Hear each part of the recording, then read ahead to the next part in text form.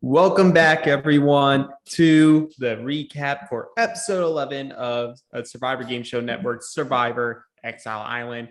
Back with me again are my co-hosts, Jeremy and McKenna. We got people back. What did you guys think? It was quite the episode. I think it was a battle that we all kind of wanted to see, Lauren versus John.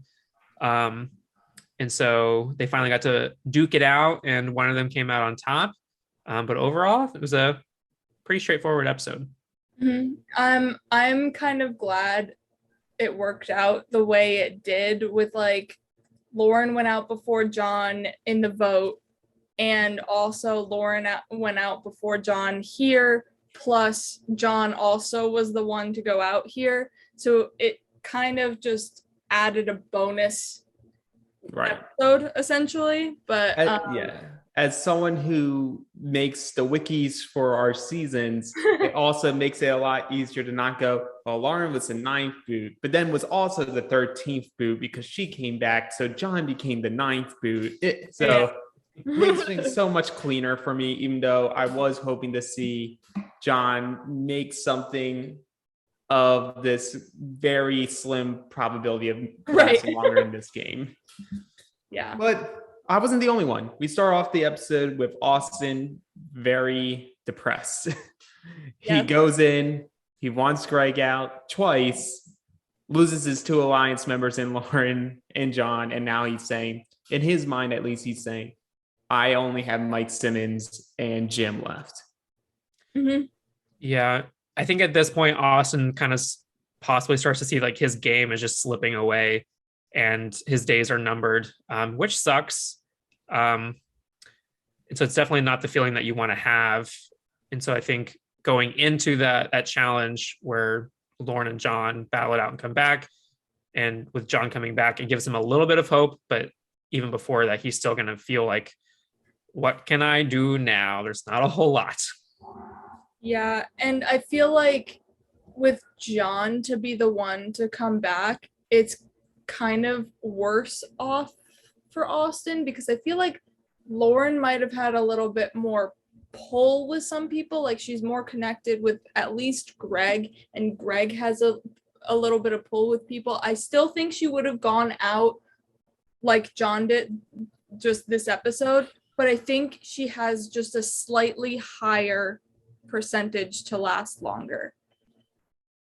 I can see that. I think John's able to pitch better than Lauren, but I can understand why people would think Lauren coming back to be like, okay, maybe there is usefulness with Lauren, whereas John being in the picture, everyone's just like, the dude talks. We can't let him go further. Super strategic mind. Again, like you just said, talking in a final tribal or talking his way out of something. If we let him get past this one vote, who knows what could happen? Because I feel like Lauren is what she is. Like, this is what you're going to get with Lauren. John has a lot of layers behind him. Yep, John is indeed just like onions. He has many layers. But like we said, he's a talker, and sometimes when you talk a lot, it could rub some people the wrong way, and it very much rubbed Lilly the wrong way. She doesn't like John leaving, saying, well, now someone has a chance to win, or like only one person has it. She's like, I feel like these people are going out not crediting us for what we are doing. So, and we're making it farther than you. So obviously what you were doing wasn't working. So you can stick that up right up your ass, John. So I love this version of Lilly, who's just like, I ain't gonna take no shit anymore. Yeah, she's like been saying this for a while now. This has kind of been an arc of Lily's where it's just like, I'm making moves here. Like, you might not see it or feel it or whatever, but because you aren't in glam. Like, I have these big beefy boys around me, but like I'm still here. Yeah, all the dude bros. The dude bros. Yeah, and I think it really just shows that, like, even though like they have like the glam alliance, I guess like John and like all these other big shots, they're just not thinking that, well, these people aren't making the same type of strategic moves that we're wanting to make. I mean, everyone can play their own game. And I think that's where Lilly's really going for. And it's just like, why are they not respecting our game just because we're not playing like them? And so I really commend Lilly for saying what she did, because they are playing a great game and they got the better of John and Lauren. So kudos to them. Yep, absolutely. But kudos doesn't only go to Lilly, it goes to two other members as well. We had two shoes that did not drop last episode. We did not know who got the legacy safety without power advantage from Lauren and who potentially got that hidden immunity that was searching for. So in a confessional and then in a meeting with Glam, Greg reveals he got the safety without power willed to him from Lauren, and he's sort of like in disbelief, just like, man, like everything that I wanted to happen has happened. We were able to take out Mackenzie, Lauren, and John, and they willed me an advantage. Like I'm feeling pretty damn good right now. Yeah. And then we have Alex into me and go, oh, so I found a hidden immunity idol. Yeah, and everyone's like, what? Yeah, but like what's sort of weird, and there's a lot of things I want you guys to talk through here. And the other thing that they were talking about, which I found sort of weird, was them saying they've had shit luck this entire game and they deserve all this. But in reality, like, sure, maybe they were split up at the swap, but in reality, were they really getting a shitty hand? Or were they just good game players and now they're trying to just get victim, like victim noises right here? To me, like they were under when it came to the merge. And I feel like they had to scramble a good chunk to try and secure some votes. And they're still like at 8, they were half of the tribe where they still didn't have the majority. It's them trying to maneuver as a group of 4 in not the majority alliance. So they're kind of trying to juggle how do we get us 4 as a 4 further. Yeah, because I think, definitely at the beginning of the merge, you kind of see where Lilly and Alex are kind of left out in the dark. Then Simmons gets blindsided by the Zucker vote. And then Greg is just kind of playing both sides and knowing where all the votes are going, but then obviously comes with this 4. And so, I think they were definitely had some rough rounds in this game, but they're making it work. And now they're flushed with advantages and idols and major blind sides with Mackenzie, Lauren, and John. And so they're sitting really pretty. And now it's 7 in the majority. Yep. Right. And you have to commend their gameplay of being a unit. And part of that has been, outside of a few things like we just mentioned, the blind sides, not withholding some information. For the most part, this group really reveals all the cards in their hands to this group. And I just wonder, from your perspectives, is that, like, it's obviously working for them, but is that the right play, especially if you may feel like you're in the power position like a Greg, where he has obviously been what people have been talking about, his name's out there, he knows his name's out there, and now he's like, oh, well, I also just got this willed to me. So if I'm in his alliance, I'm thinking, cool, we're going farther. He's the first one out of this group. I would feel that Greg is the first one out of the group anyway, because you've had Lilly, Simmons, and Alex together the entire time, while Greg was on Phil 2.0, 3, and then intern. Like, he was never and then the only time that he had Lilly maybe go to tribal council with him after that first swap, she goes to Exile. Yeah. But yeah, Jeremy, what's your perspective on this in terms of how much is it okay to just say everything just because, hey, they're your alliance members, or is there a way that you should go about it? I think definitely you should give some information. I mean, this is now the jury management portion of the game, and so you want to give out some information where it's like, oh yeah, like Greg was truthful with me and gave me some information throughout the game about what he was actually doing. I kind of think like maybe that a lot of people knew that Greg was going to get willed Lauren's advantage if she ever got voted out and if she was able to will it. And so I think Greg saying, yeah, I got it is just kind of like, okay, yeah, now he has it.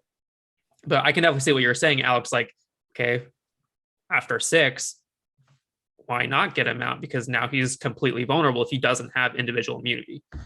Right. Or even you're at 7 and 6 right now. Do I still need to be telling them every single thing that's happening? Mm-hmm. Or can I now keep some things closer to the vest because I may need that as a trump card later? Mm-hmm. But as we're saying, there are 6, they're about to become a 7. So we're going to move over to Exile and we'll split it in 2 parts. We'll do it for the Lauren side of things and then the John side of things. So we're going to start with Lauren. And she's just saying, essentially, like, this is what she believes either the contestants or the fans have been waiting to see. And it's her versus John. Mm. Only one can make it through. She loves John. Also has a brother, so some competition with Alex, who's the better brother. But she thinks as we were saying, she has the better chance to go further in the game if she were to make it than John. So let's start with that. Like, is she coming from a confident place here, or where do you think her head's at? I think she has some ammo that she can use if she gets back in the game. I think she kind of lists some stuff off, like kind of what we were just talking about a little bit earlier with Greg getting the legacy advantage. She was going to use that against him to get herself farther in the game, hopefully. I think I think she just had a little bit more information than John did to kind of use that to her advantage. Right. And then, so I'll bring this over to you, McKenna, because Jeremy brought it up. And this is the second half of her stuff in Exile. And it's her talking about how she willed the advantage to Greg, just as like sort of like an FU to the rest of the cast members, her keeping Greg for that time. Like, well, I'm going to make it harder for you to get rid of Greg. But then it says she thinks she can use it as an advantage. But the issue here is she doesn't understand how close. Like, she knows Glam is there, but she doesn't realize how much they're telling each other. So her doing that bombshell is like sort of like her other bombshells at the beginning of the game, where it's sort of like a dud because everyone's like, yeah, we know this already. Yeah, for sure. It's just because she doesn't have that information. Right. I think it's her early exiles that kind of hurt her integration with Glam and why Glam formed, because there was like the 5 of them as an alliance, but as you know, Lauren kept being sent to exile, they just kind of kept getting closer and closer. So she thinks she has a lot of stronger bonds maybe with them than she actually does. I do think like Greg would be her only true in to like staying. And I also think like the majority of challenges, I think I would bet on Lauren to win for a comeback challenge. As we heard in John's exit, he was like, I'm a fat man, I don't do endurance comps. So like Lauren held a 28-minute wall sit. Like my odds would tend to lean to Lauren coming back and trying to integrate herself within the tribe. Right. So that segues over to John, and John's sort of like, he's sort of ruminating through the vote out, but he's sort of just like, sort of stinks that they didn't listen to me, but I guess they did listen to me because they did send Lauren out before me, and I did ask them to do that. So you know what? I guess they did listen to me. So I sort of feel like he was having some good fun with it. Like, obviously he didn't want to be voted out, but yeah, he's like, what can I do? There's no point in me being absolutely livid right now when my point here is to let me just try to get back into the game. Let me pull my inner Ryan shoulders and skinny wear Ryan! my buff with dye jerks on it. Shout out to Pearl Islands. Yeah, I love that whole joke that he had. He was like, "All right, I'm gonna channel my inner skinny Ryan and see what I can do with the rest of this game." And well, skinny Ryan didn't make it back in the game, though he made it back in. He went right back out. So, Yep. And so we get to the Exile competition. We have the final 6 come in, but they all are very much aware that this isn't it. They are not the ones competing. So we just bring them in. John has his side jerks on. People love it. But the Exile comp is a how bad do you want it endurance comp. You have the 2 solo cups upside down with a ping pong ball in each, arms spread out. First to drop a ping pong ball loses. That challenge to have.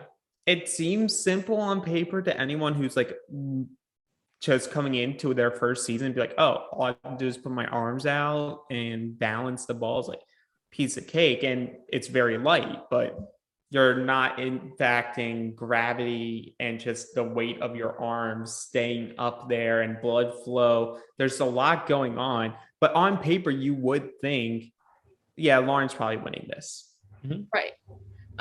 But we see immediately from the beginning, her cup is just like half turned over. The ping pong ball is right on the edge. Yeah. So, and I will say, like, this style comp isn't all that easy, because I mean, Jeremy and I have both done a similar comp, but with water bottles. Yeah. So that's a lot heavier than this, but we weren't also balancing a ping pong ball, which if you move your focus to one, the other one might fall. So there's multi layers that you might not notice right off the bat to this challenge.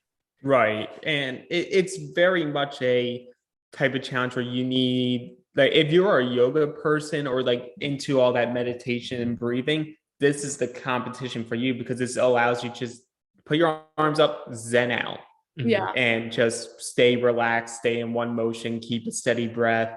And you should be fine for a while, at least, until your body starts to give out on you.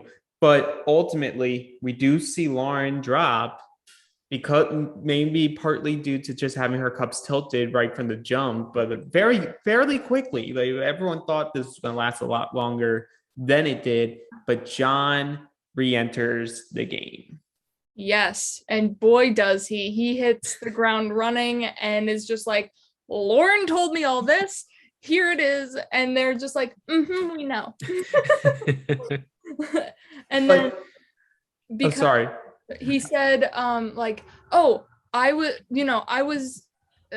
tried to submit for the idol. Someone has an idol. And I'm pretty sure he was talking to Lilly, and she was just like, wow, really? Like, yeah, she knows. Alex told. Yeah. Right. But before we move forward with that information, we should give now our real final words for Lauren. The game player is at an end. She hopes the jury will not be bitter towards the contestants. But hey, we know Lauren, she's gonna be a little firecracker in jury, at least definitely at final tribal. For sure. A wild card to most. So Jeremy, what are your final thoughts on Lauren and her game? I think that I liked her in the second half of this game rather than the first half. But I think the way she played the game in the first half hurt her so bad come merge. I think she just couldn't recover from that, so which is unfortunate. But I loved watching her play. She's a great player, great social player, can make those connections. I think she is definitely going to be a little feisty in Final Tribal. Yeah.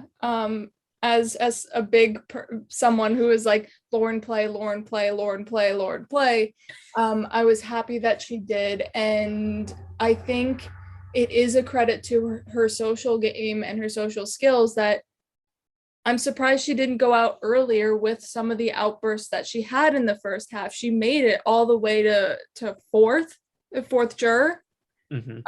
So I think that is a big credit to her social game. Right. I think part of her staying longer is definitely impact was Exile Island and her going there the few times, because I think she definitely would have had a target on her back on those. But that's the game. That was the game that this season was on, and she was able to, through her will or through someone else's will, was able to get through that part in order to last long enough to make to the middle of jury. So she played a respectable game.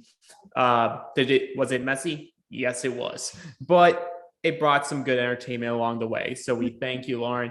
Thank you for being the fourth member of our jury, but we're moving back into the game. And so we already talked about John and how he wants to make Greg really key in on Greg's the threat, get Greg out.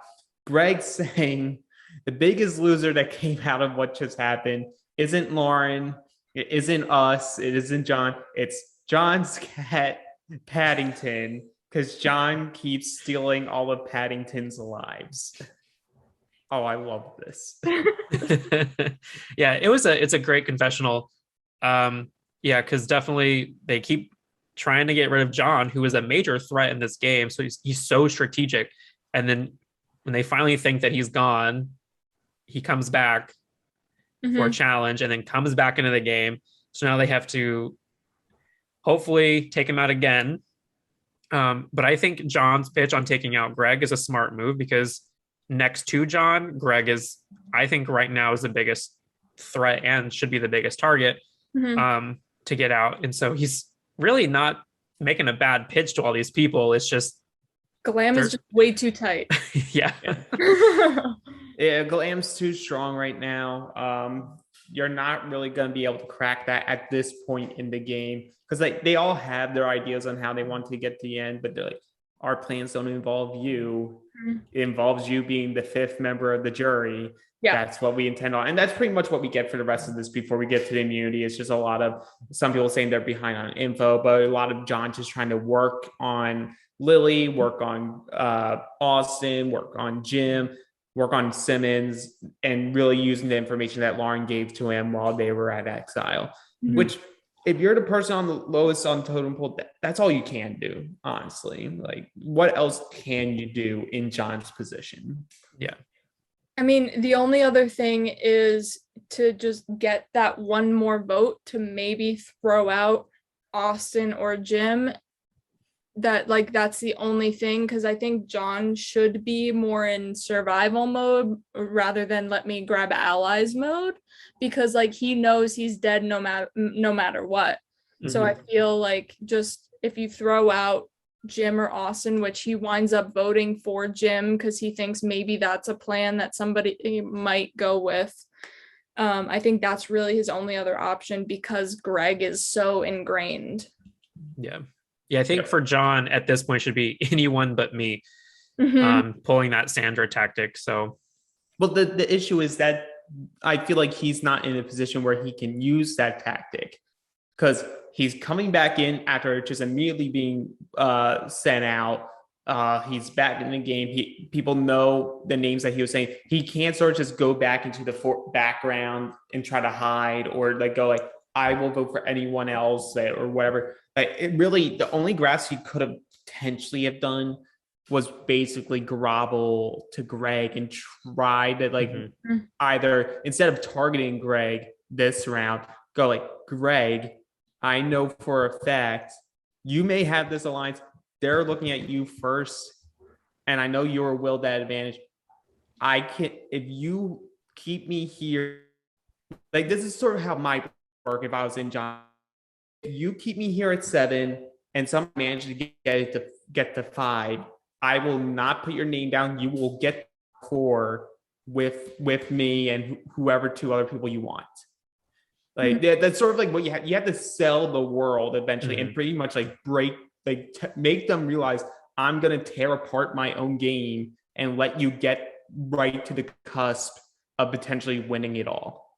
I mean, yeah, at this point, John should go, maybe go to Greg and be like, I'll sit at the finals with you, because honestly, that would be his only option. And if he gets beat by Greg, then everybody knew Greg was a threat, but like this was John's only option to the end. But if John wins against Greg, like how huge would that be? Yeah. And I know John definitely did play the part of trying to sell like I'm still a shield for you if I go, because I'm always going to be a target at this point.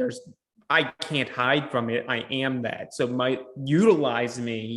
use me as a tool for your game, or, like you may be the next one out. We move into the immunity challenge, and Jeremy, you're a fan of Flip Cup. Oh yeah. But this is extreme.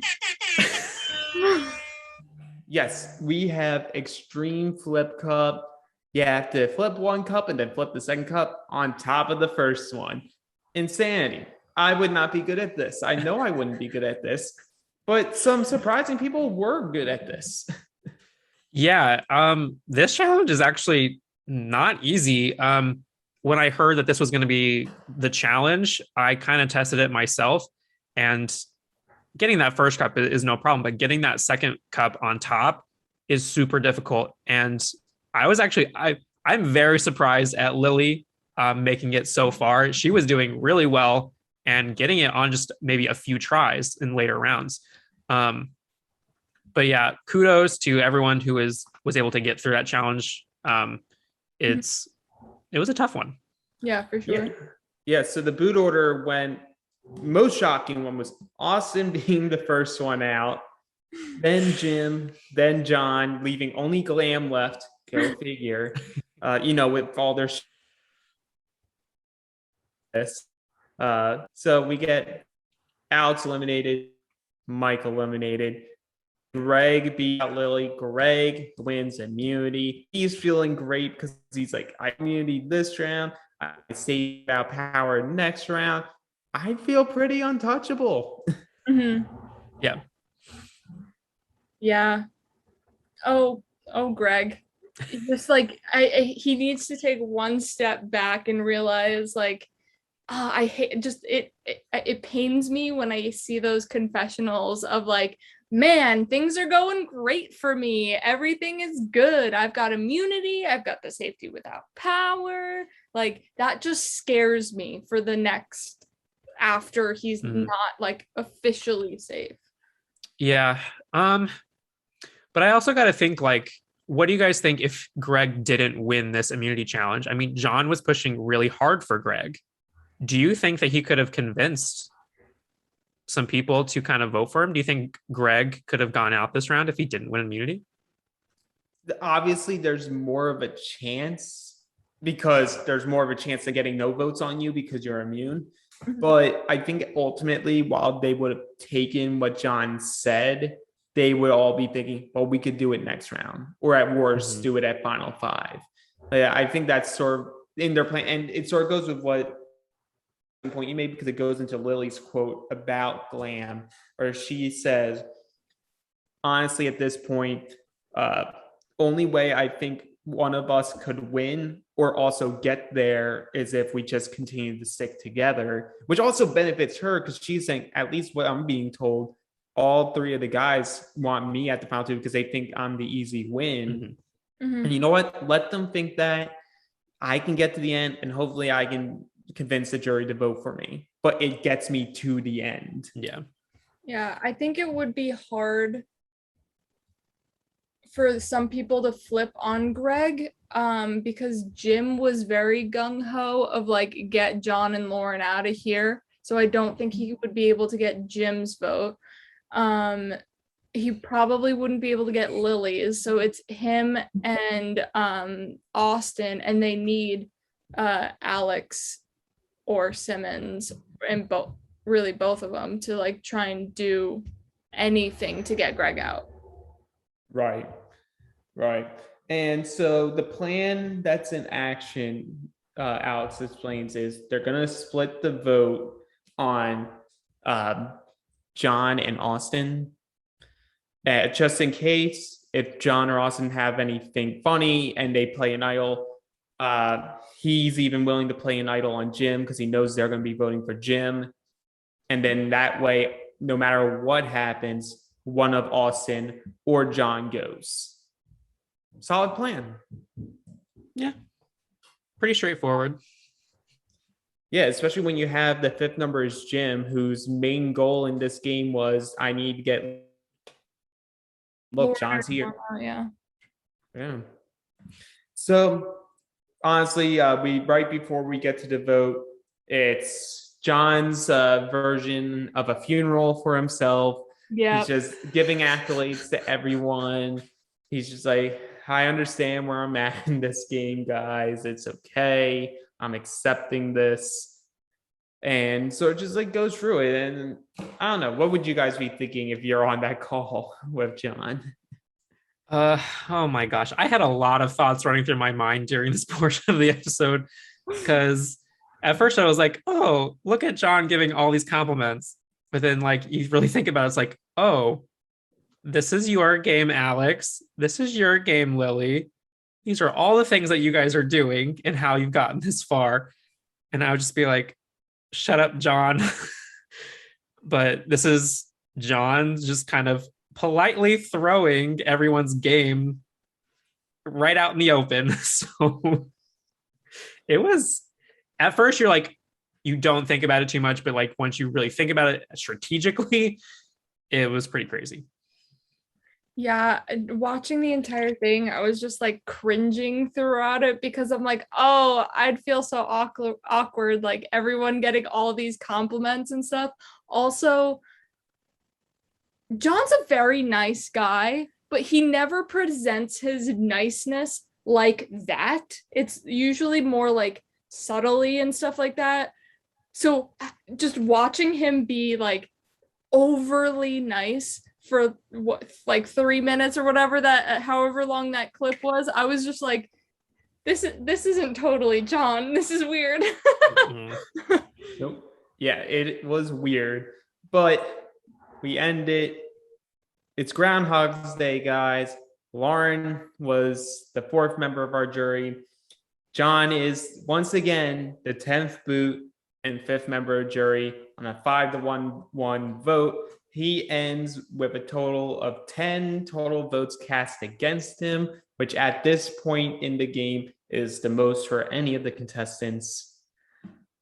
Final words on John, Die Jerks, Millsip. Ooh, I really liked John's gameplay.